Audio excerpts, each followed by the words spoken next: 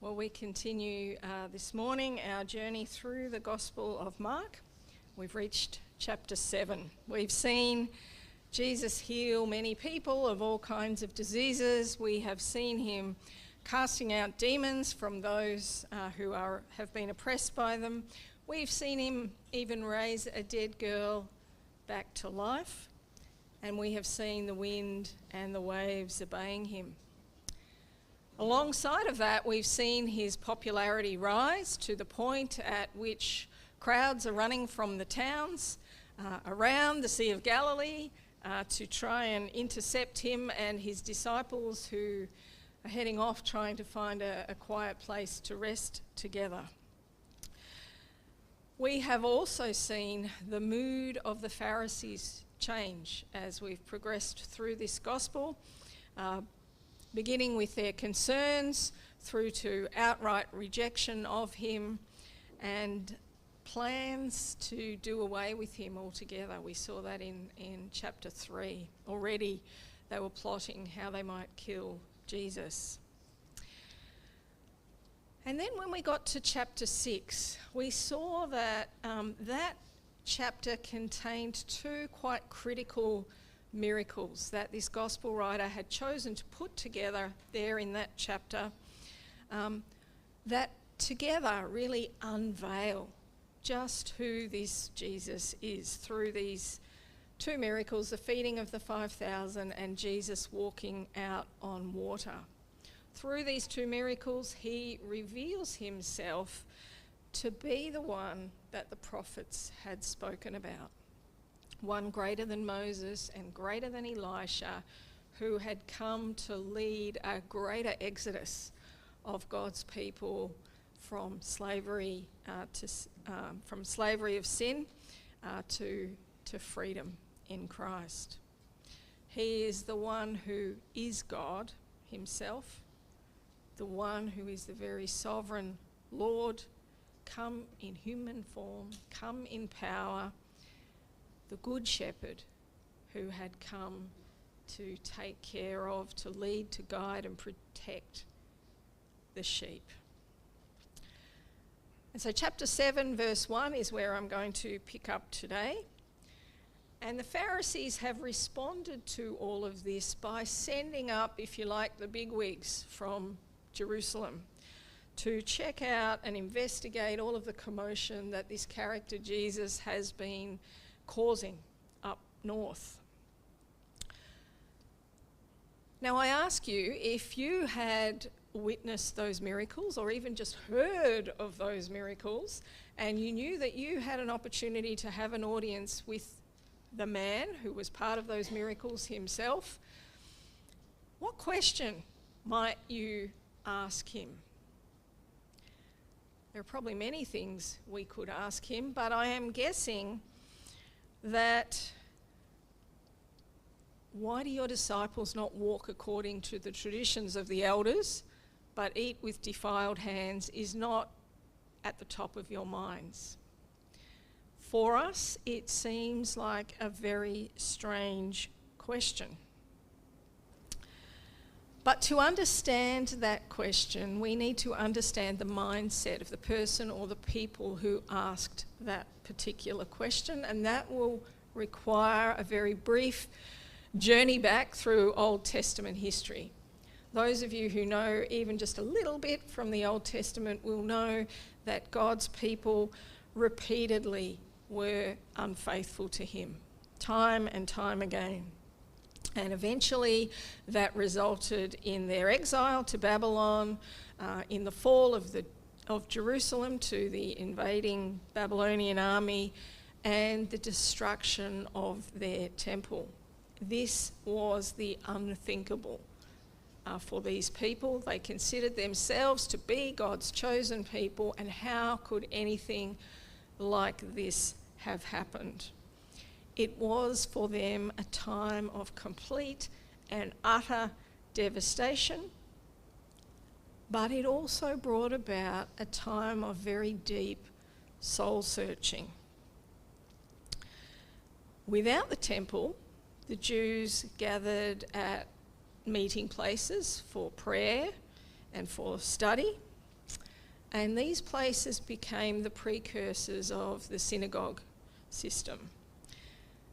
And after their time of exile in Babylon, they emerged from that place with a renewed enthusiasm and a renewed commitment to obey the commands of God faithfully, to ensure that nothing like this could ever possibly happen to them again. They returned to Judea, they eventually rebuilt the temple, but the influence of those meeting places persisted. Now, during this time, the Sadducees, they emerged as the party of the high priests and the elite, but the temple no longer held quite the same monopoly, if you like, on Jewish religious life. The priests controlled the rituals that happened in the temple, but much of the teaching of the Torah was done amongst the people by scribes and by sages. Unlike the Sadducees, these scribes and sages did not only recognise the Torah, or the first 5 books of what we now know as our modern day Bibles, as authoritative law. These scribes and sages believed that the law was given to Moses on Mount Sinai in 2 parts. There was the written law, which was the Torah, but there was also an oral tradition of interpreting that law for the people, and that was what was handed down by the elders and was called here the traditions of the elders. Now, the Pharisees are believed to have emerged from these scribes and sages, and they later rose or gained real prominence after the Maccabean revolt of the Jews. So the Jews were having an uprising against sort of forced changes to their culture, forced Hellenization. And so this was a real time when they were keen to preserve their national identity and when their own culture was prioritised. And so these Pharisees arose as the sort of self-appointed interpreters of the law for the people to ensure that their culture and their national identity and their faith was preserved. And the historian Josephus indicates that these Pharisees, they had the backing and the goodwill of the common people. And that is most likely because compared to the more aristocratic Sadducees, their interpretation of the law was much more progressive.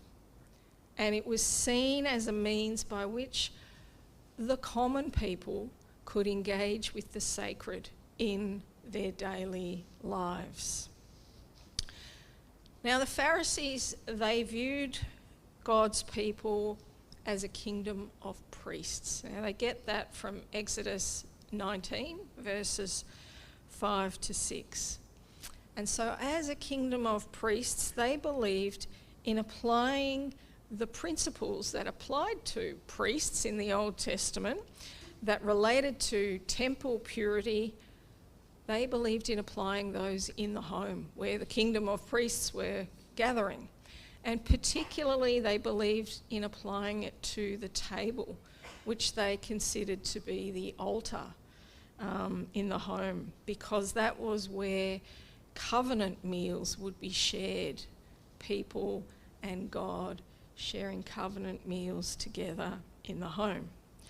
And so the Pharisees saw it as their duty to preserve the purity of this kingdom of priests as they went about their covenant meals in the home. And so they took laws which were originally given for one purpose in the temple, and they applied them for another purpose to the common people in their homes. So the priests in the tabernacle and then later in the temple were instructed to wash with water from a bronze basin whenever they were going to approach the tent of meeting or the altar.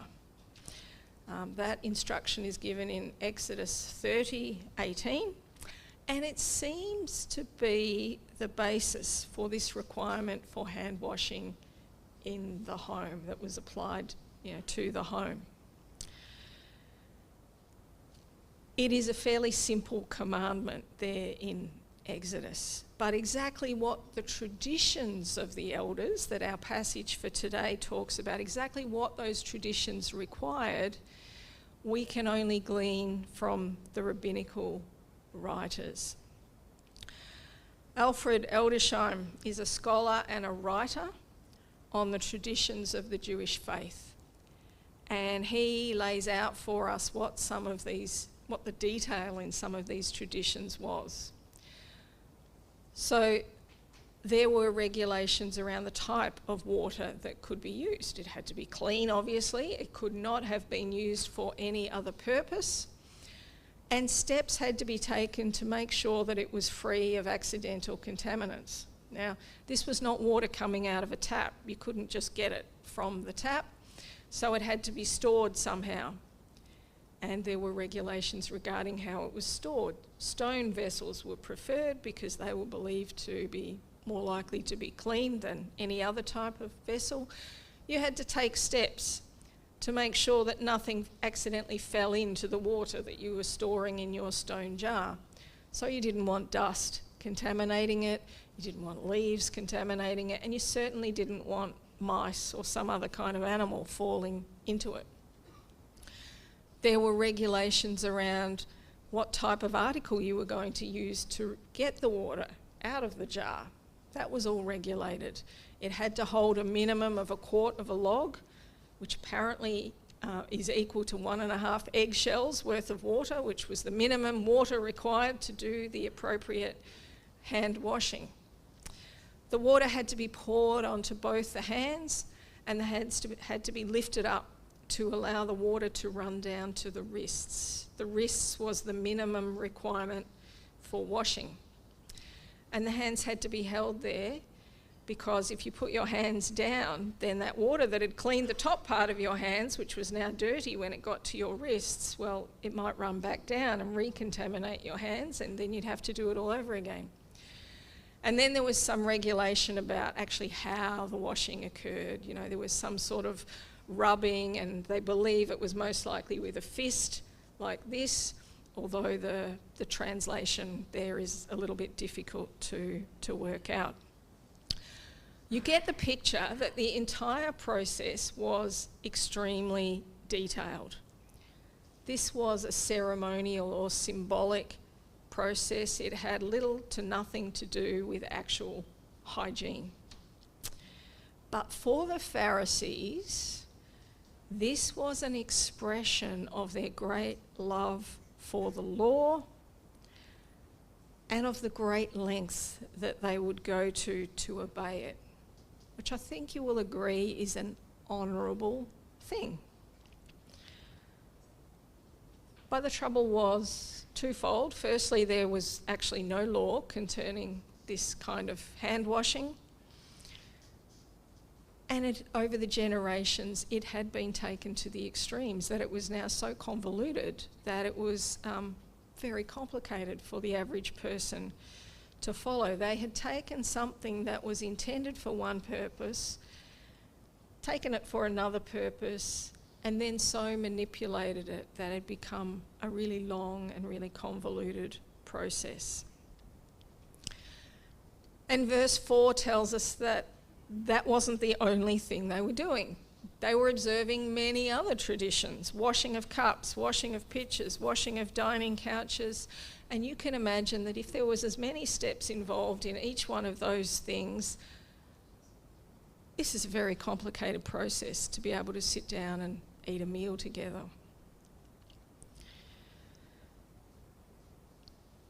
The Pharisees had a whole system in place.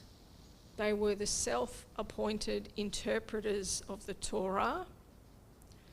And now here was this young guy from Nazareth, of all places, that backwater of Nazareth, who had so impressed the people with his teaching and had already attracted a great following.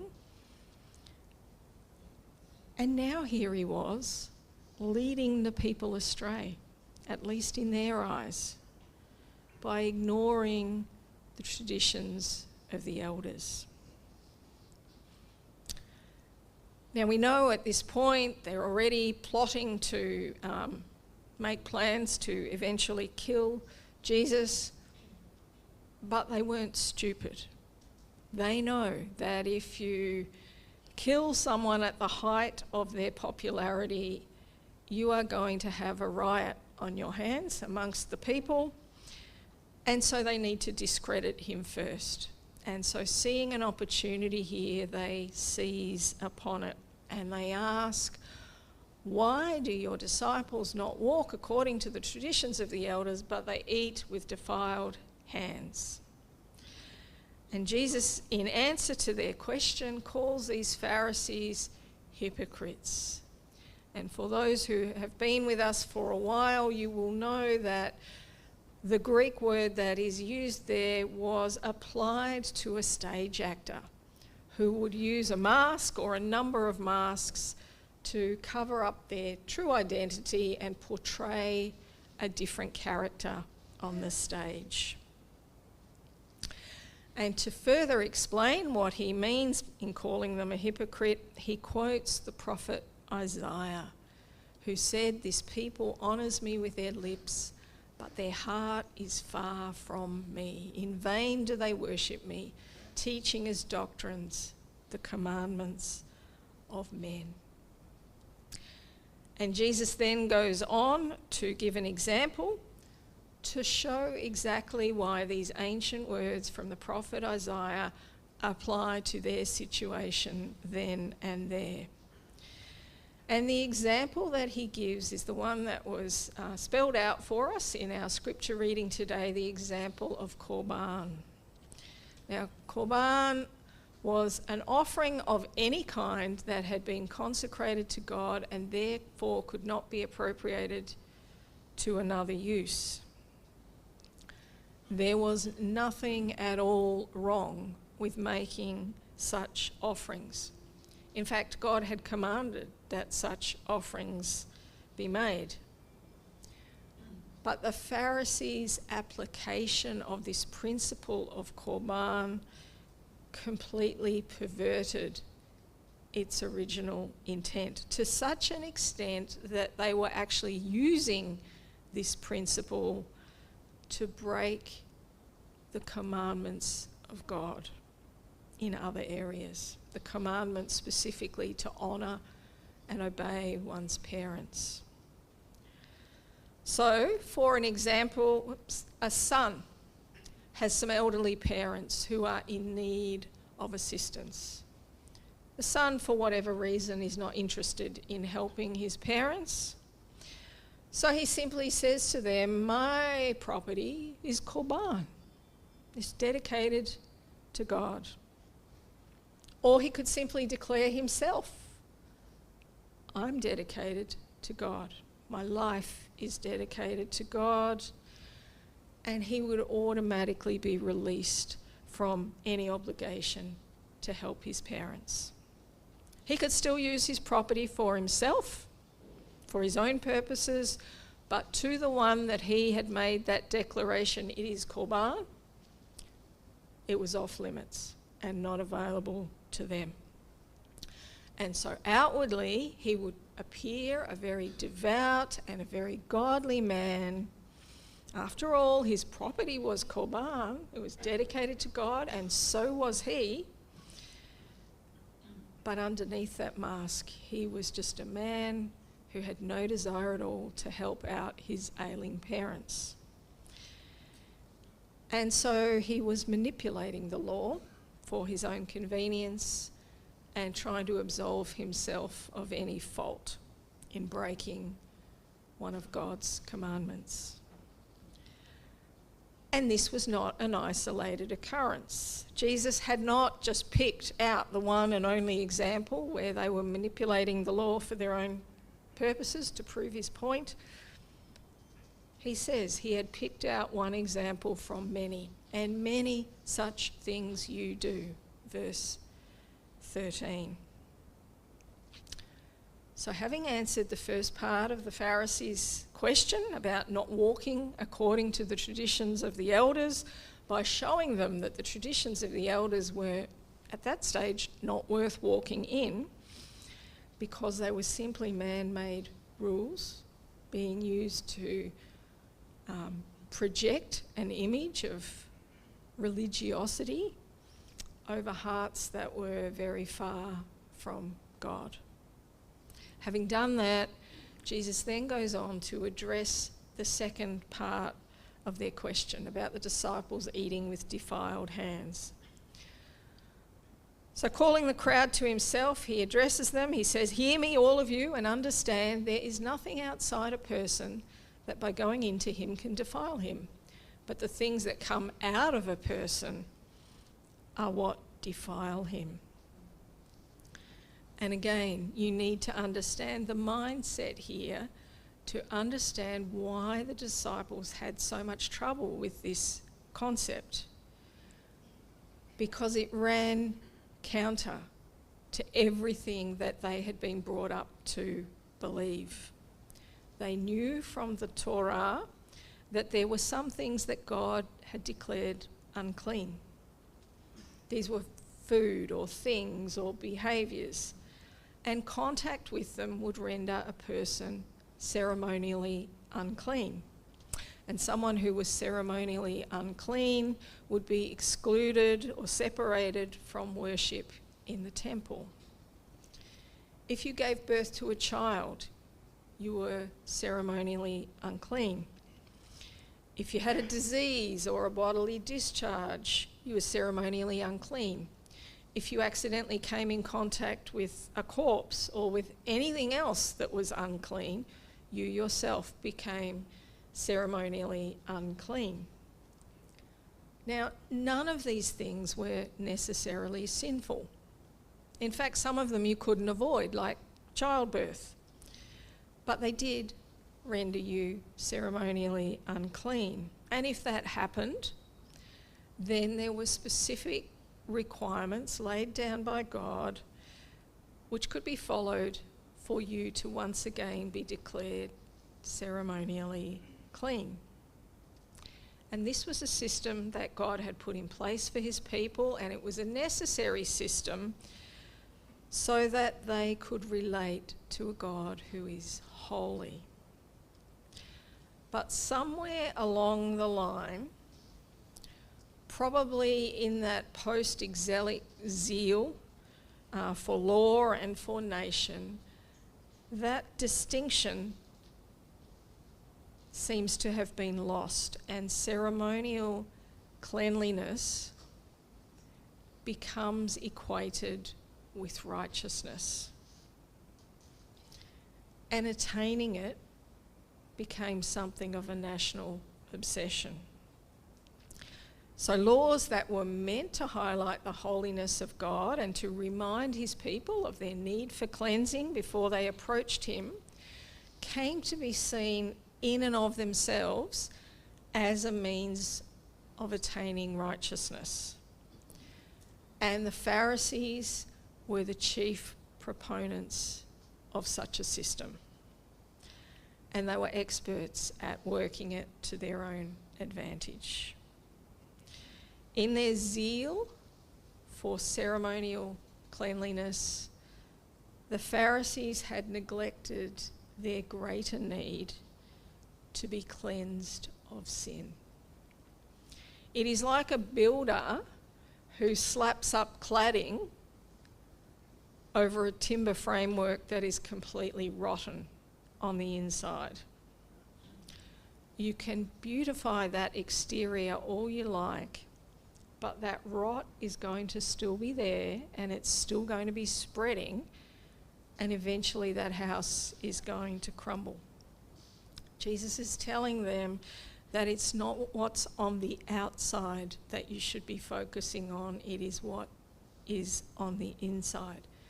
And he uses a very simple example from everyday life that we can all understand to explain this to his disciples. And it reminds me of an exhibit that used to be at the Melbourne Museum when my boys, who are now in their 20s, were quite young. And the exhibit was about the digestive system.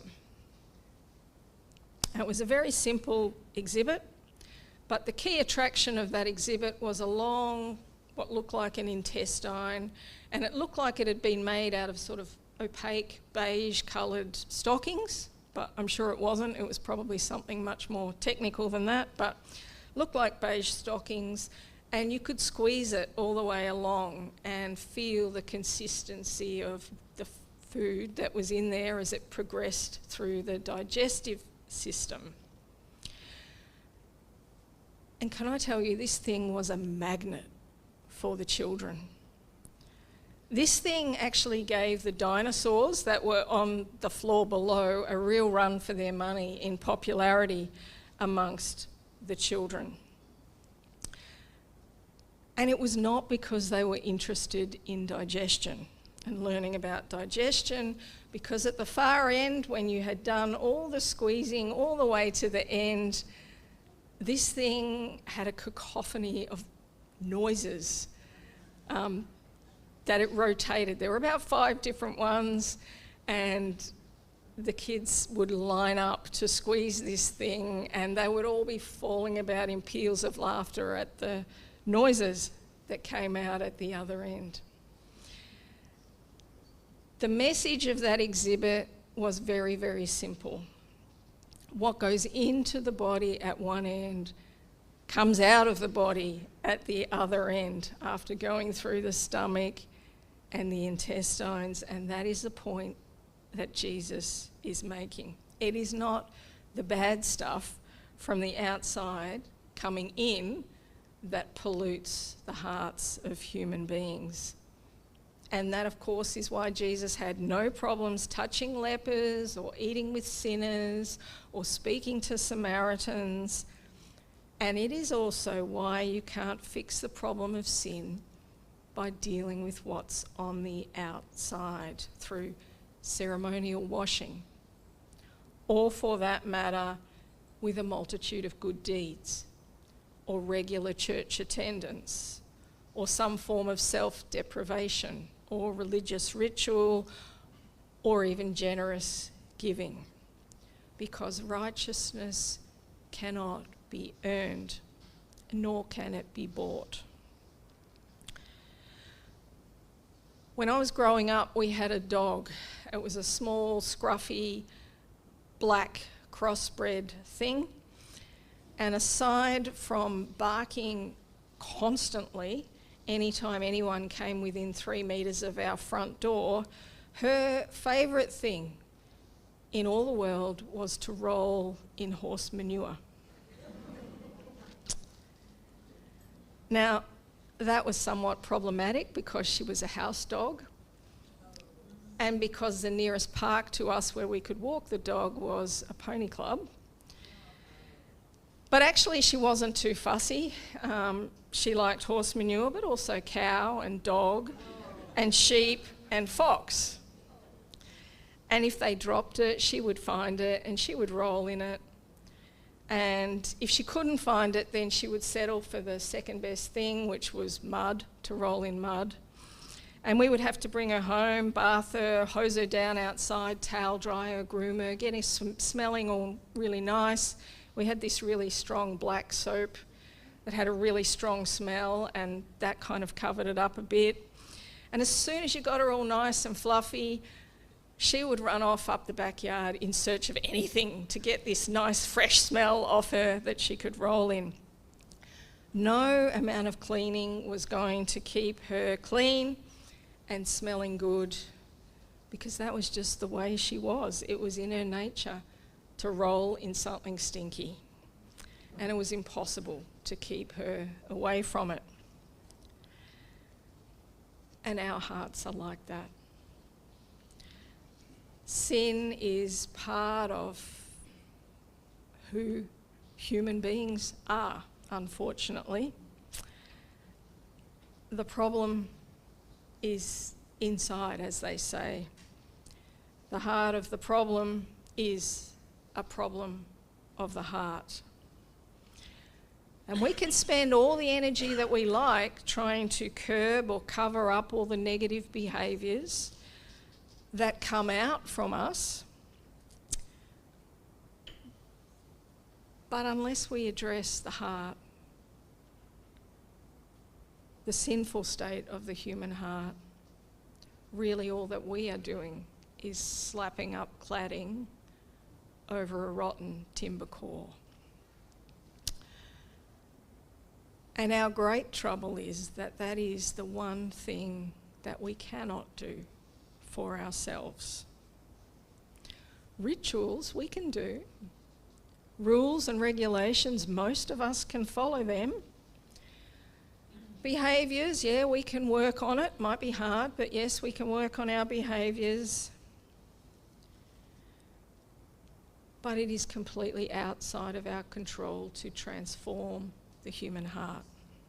Only Jesus can do that for us, and that is exactly why he came to usher in that new covenant that the prophet Jeremiah spoke of, where the law would not consist of endless rules and regulations, but would be written on human hearts that are fully surrendered to God.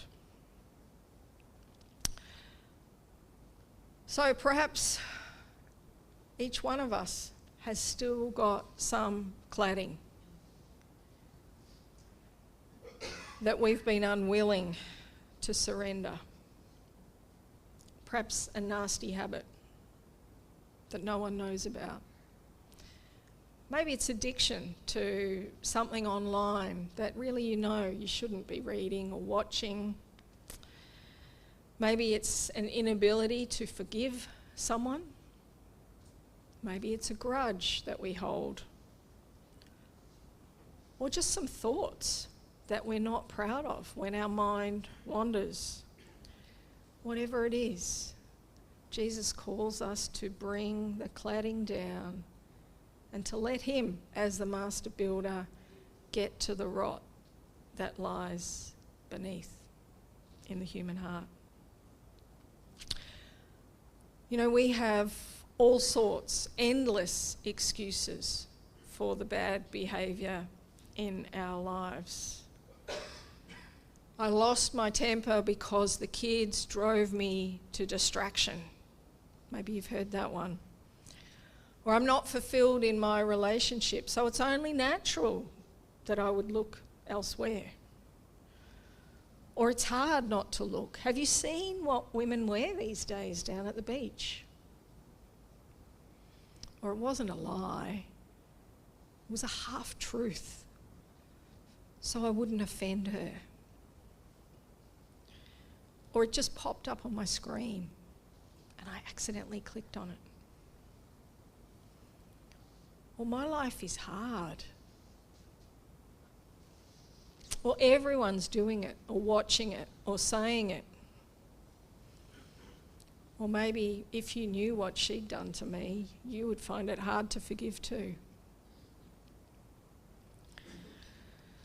Jesus demonstrated here in this passage today that it is not what is on the outside that makes us unclean.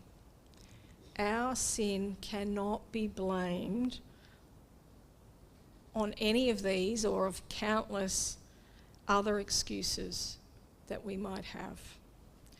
The rot is on the inside, and only he can fix it. So we are going to ask him to do just that right now. We are going to sing our closing song, a song about our hearts being purified. And as we sing that song, if there is something in your life, some area that you have not yet surrendered fully to God, something maybe that you are not proud of, then this is the time to just quietly ask God to take down that cladding and to deal with the rot that lies inside. We're going to sing Purify My Heart, or Refiner's Fire.